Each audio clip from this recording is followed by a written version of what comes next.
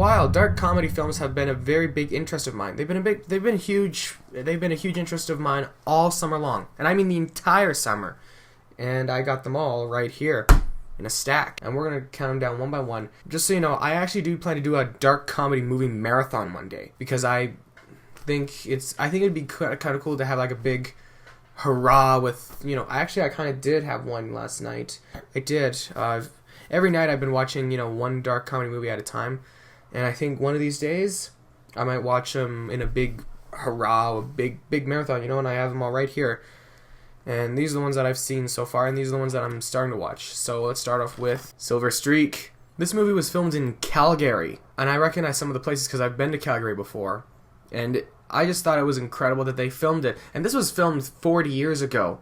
40 years ago in the 70s, when comedians like Gene Wilder and Richard Pryor were at their very best, their height, their popularity. It was an incredible hit. It was widely regarded as one of the best comedy thrillers of all time. What I like about this, yes, it does blend comedy and comedy and crime thriller. It combines the two genres together in an unusual statement, and this movie successfully did that with slapstick comedy, verbal comedy, and of course with some terrorism. Oh, and it also features Richard Kiel from the James Bond films. Richard Kiel was Jaws. Nice Guys, I just started watching.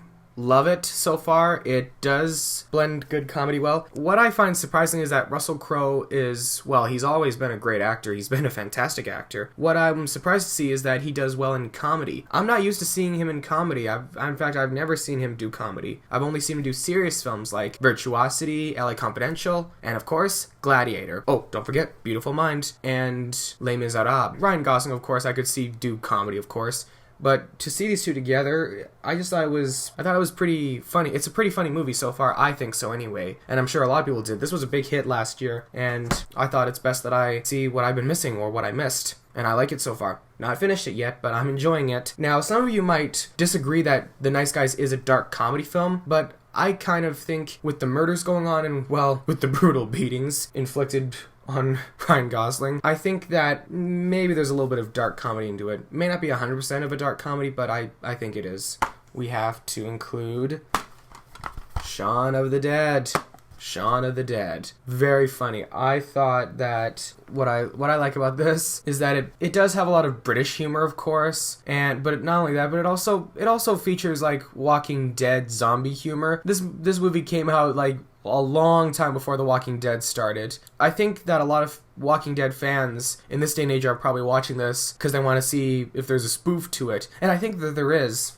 What's the spoof part is that, you know, there's zombies and they're about to get attacked, and they are just absolutely slackers. They're like teen slackers. They're like, what do we do? Okay, I know. Let's toss them. Let's toss this beer can at them. No, and then bink. You know, you gotta get a heavier object to kill a zombie, right? But I like it mainly because it's not because it's zombie, but it's mostly funny, and it is darkly comical because of the, well, British humor. Lots of British humor is pretty dark, but I find it to be belly laughing. The way the whole movie was executed or planned or written was absolutely hilarious. Not to mention it was written by Simon Pegg, who starred as Shaun in Shaun of the Dead. Real funny, and if you're a Walking Dead fan and if you want to have a good zombie night, this is your go-to film. You're gonna have a lot of laughs, like a lot of them. Wow, I can go on a lot about this. I'm gonna have to split my dark comedy films into 2 parts, surprisingly. So